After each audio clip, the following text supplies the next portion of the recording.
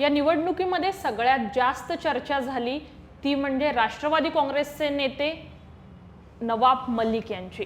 Sir स्वागत तुमचं free press channel Navshakti में। क्या लगता है कि आज आप ये चुनाव लड़ रहे हैं, जिन लोगों ने आपके ऊपर जो दाऊद के कनेक्शन के आरोप लगाए उसी गठबंधन में आप ये चुनाव लड़ रहे हैं, क्या आपका कहना है इस पे? मैं उस गठबंधन में हूँ नहीं, मेरे खिलाफ तो गठबंधन का उम्मीदवार खड़ा है। मैं अजीत पवार जी के साथ हूँ। जो व्यक्ति मेरे संकट में मेरे परिवार के साथ मेरे साथ खड़ा रहा, हम उनके साथ खड़े हैं। उन्होंने मुझे उम्मीदवार बनाया। भारतीय जनता पार्टी के विरोध के बावजूद बीजेपी और शिवसेना ने उम्मीदवार खड़ा कर दिया। फिर भी वो प्रचार के लिए मेरे पास आए, मेरे प्रचार किया, तो मैं उनका आभारी हूँ। जो हिम्मत से मर्दानगी से मेरे साथ खड़ा रहा, मैं उनके साथ हूँ और मैं राष्ट्रवादी कांग्रेस पार्टी से चुनाव लड़ रहा हूँ। जब आप जेल में थे तब सुप्रिया सुले भी आपसे मिलने आती थी, आप उस महाविकास आघाड़ी में मंत्री थे, आपको जेल जाना पड़ा, उसके बावजूद भी आपको मंत्री पद पे ही रखा गया था। देखिए, तो उसके लिए आपको ऐसा नहीं लगता कि शरद पवार और उद्धव ठाकरे भी आपके साथ खड़े थे? मैं पवार साहब का, उद्धव जी का मन से आभारी हूँ कि केजरीवाल जी मात्र एक नेता हैं जो जेल में मुख्यमंत्री रहे और आने के बाद उन्होंने इस्तीफा दिया। मेरी गिरफ्तारी के बाद मुझे मंत्री पद से नहीं हटाया गया, उसके लिए मैं हमेशा उद्धव ठाकरे जी का, पवार साहब का आभारी हूँ, रहूँगा। और जब सरकार गई तो मैं मंत्री पद मेरा चला गया। लेकिन जो संकट मुझ पर था, मेरे जेल गिरफ्तारी से लेके सब वक्त मेरी बेटियां लड़ रही थी और हर तरह से बहुत सारी चीज़ें बता नहीं सकते, और बहुत सारी चीज़ें हैं जो हमने अनुभव किया है। और सारे लोगों के जो भी व्यवहार हमारे साथ रहे सबके अच्छे थे, लेकिन सबसे ज़्यादा जो कोई मदद के लिए खड़ा रहा तो अजीत पवार जी थे, इसलिए उनके साथ हम खड़े हैं। उस टाइम पे शरद पवार जी और सुप्रिया सुले ने उतनी मदद नहीं की जितना आप चाहते थे। मेरी कोई अपेक्षा नहीं थी कि कौन क्या मदद करेगा क्या नहीं करेगा, लेकिन सबसे ज़्यादा मदद जिस ताकत से अजीत दादा हमारे साथ रहे, उतनी ताकत से लोग दूसरे नहीं रहे। आपका एक आरोप लगा जा रहा है नवाब भाई कि एक पॉलिटिकल एडजस्टमेंट हुआ, उसकी वजह से आप अजीत पवार के साथ है। एक नेता है जो छगन भुजबल ने भी उसके पहले एक स्टेटमेंट किया था कि हमारे ऊपर ईडी सीबीआई इसके पीछे था और इसीलिए हम लोग को आना पड़ा, ऐसा बहुत नेताओं ने भी बोला है। आपको क्या लगता है ये पॉलिटिकल एडजस्टमेंट के आरोप आपके ऊपर भी लग रहे हैं? पवार साहब, अजीत दादा पे भी ये आरोप है। जो लोग बोलते हैं ये पॉलिटिकल एडजस्टमेंट है, क्या पॉलिटिकल एडजस्टमेंट सिर्फ अजीत पवार ने किया है? मुझे लगता है कि भारतीय जनता पार्टी के साथ इंडिया अलायंस में जितनी पार्टियां हैं, सभी लोगों का पॉलिटिकल एडजस्टमेंट रहा है। और क्या उन्होंने अपनी विचारधारा छोड़ दी? महाराष्ट्र में कहें तो उद्धव ठाकरे जी किसके साथ थे? बीजेपी के साथ। पवार साहब पुलोद का जो फार्मूला 10-12 साल तक महाराष्ट्र में चलाया, मुख्यमंत्री बने, तो क्या बीजेपी के साथ एडजस्टमेंट नहीं था? क्या समाजवादी पार्टी के मुखिया मुलायम सिंह यादव जी जो 89 में मुख्यमंत्री बने, तो क्या चुनाव बीजेपी के साथ गठबंधन में नहीं लड़े थे? या उससे पहले गठबंधन नहीं रहा, चाहे वो लोकदल में रहे, समाजवादी में रहे या जनता दल में रहे या मुख्यमंत्री बने, बीजेपी से पॉलिटिकल एडजस्टमेंट था। लेकिन क्या विचारधारा बदल गई? क्या लालू जी की स्थिति वो नहीं रही? क्या स्टैलिन हो, चाहे ममता दीदी हो, चाहे फारूक अब्दुल्ला हो, चाहे महबूबा मुफ्ती हो, इवन जो भारतीय जनता पार्टी के साथ जनता दल की सरकार जब बनाई गई देश में, तो वाम मोर्चा भी साथ खड़ा रहा सीट एडजस्टमेंट करके। तो समय अनुरूप पॉलिटिकल एडजस्टमेंट देश की सभी पार्टियों ने किया है, लेकिन कोई अपनी विचारधारा छोड़ दे, इससे कोई वो नहीं होता। लेकिन आपका जो कहने का तात्पर्य है कि मैं डर के मारे मुकदमे के लिए वहाँ गया, नवाब मलिक डरने वाले लोगों में से नहीं है। सरकार जब बनी या गिरी तब मैं जेल में था, लेकिन जब अजीत पवार पहली सरकार के उप मुख्यमंत्री थे, उस समय जिस ताकत से वो हमारे साथ खड़े रहे, लीडर ऑफ अपोजिशन की हैसियत से जिस ताकत से वो हमारे साथ खड़े रहे, हम उसके लिए उनके आभारी हैं।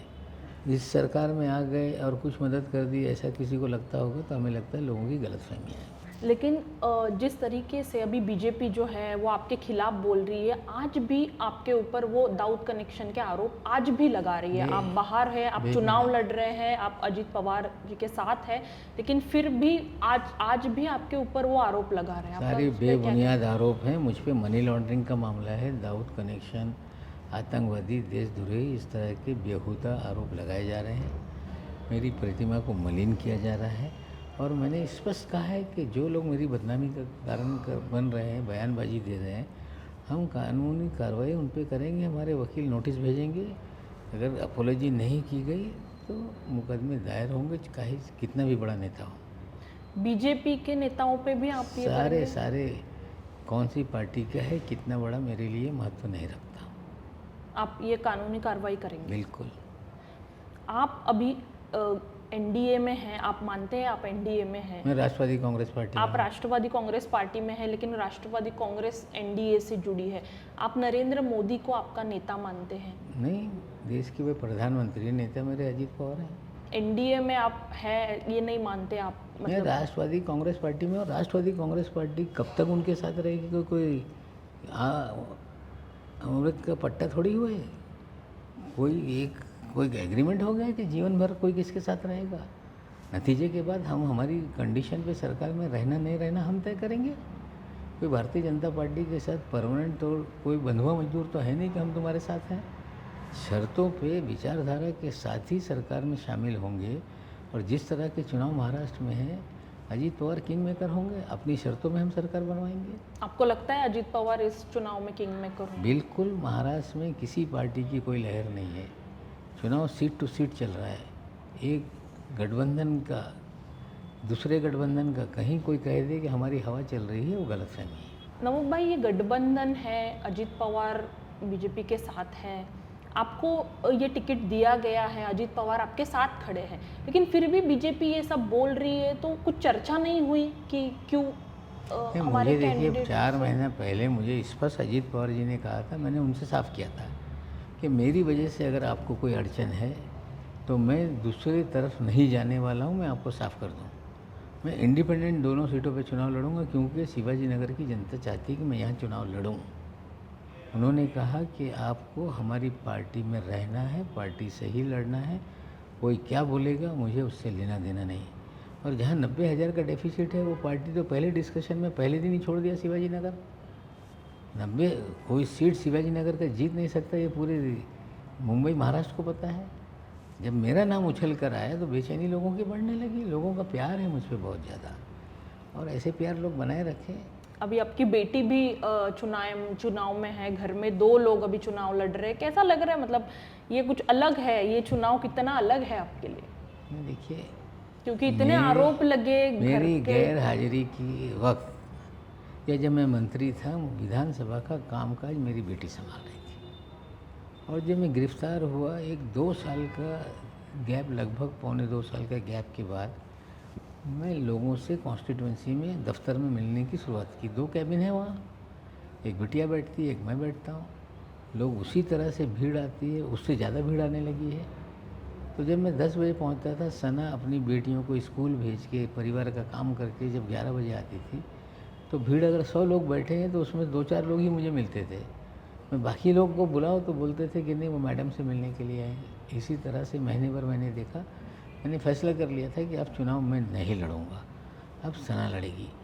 लेकिन जब अणुशक्ति नगर से मैं नहीं लड़ने का निर्णय ले चुका था, ये जनता को पता नहीं था। लेकिन लोकसभा के नतीजे के बाद शिवाजी नगर की जनता लगातार मेरे पास आती रही।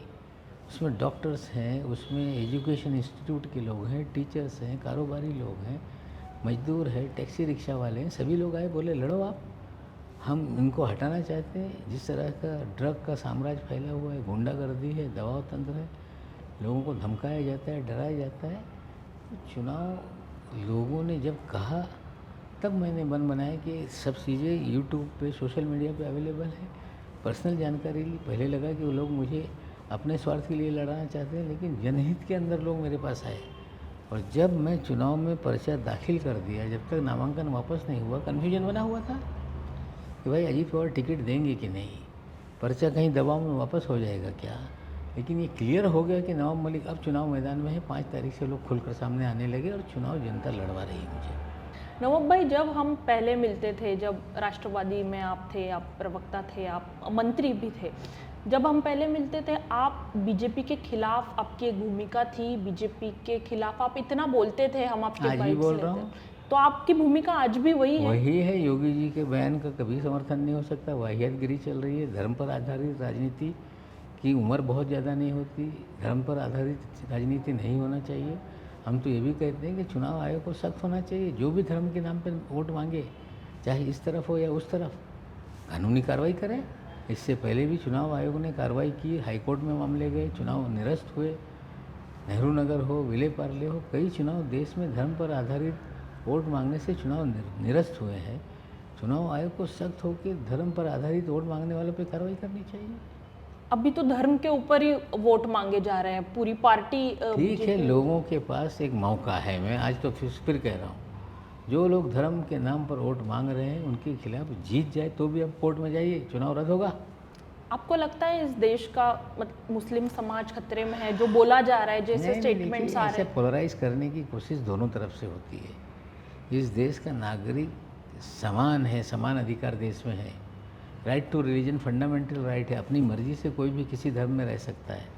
ये तो चुनावी चीज़ें हैं, दोनों तरफ से अलग अलग तरह से बातें की जाती है। कुछ लोग अपने तरफ वोट लेने के लिए करते हैं, कोई तरफ दूसरा वोट लेने के लिए करते हैं। धर्म पर आधारित राजनीति की उम्र ज़्यादा नहीं होती, ज़्यादा दिन टिकने वाली नहीं है। और मैं लोगों को ये भी बोलना चाहता हूँ कि जो लोग मुसलमानों को बंधुआ मजदूर समझते हैं कि हमको ही वोट देगा, जाएगा कहाँ, रिप्रेजेंटेशन देने की बात आएगी तो टिकट नहीं देंगे, उन पर संकट आएगा तो बोलेंगे नहीं। महाराष्ट्र में विशालगढ़ की घटना हुई, कांग्रेस खामोश। महाराष्ट्र में विशालगढ़ की घटना हुई, अजीत पवार साहब के यहाँ से कोई बोल नहीं रहा था। या मीरा भाईंदर के दंगे हो, सतारा का मामला हो, सभी खामोशी चुप्पी साध लेते हैं। या मुसलमानों को कुछ देने का समय आता है तो देने के लिए कतराते हैं। अजीत पवार ने तो एमएलसी का टिकट दिया, कांग्रेस से मांगते हुए कांग्रेस ही थक गए, दिया क्या उन्होंने? विधानसभा में रिप्रेजेंटेशन को लेके मुसलमान हर दरवाजे पे दौड़ता रहा, कांग्रेस ने रिप्रेजेंटेशन दिया क्या? शिवसेना ने दिया?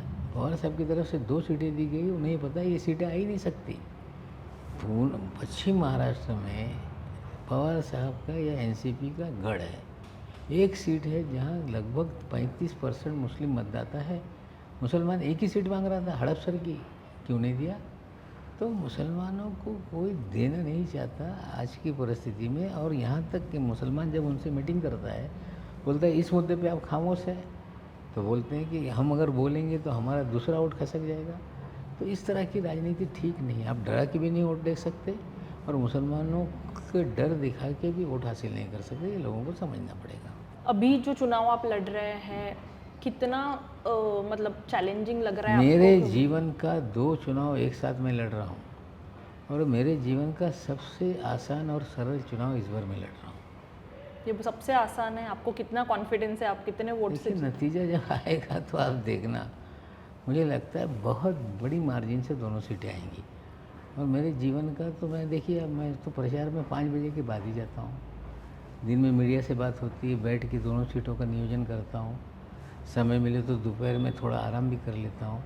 5 बजे मैं स्टार्ट करता हूँ, 1-1.5 बजे तक काम करता हूँ।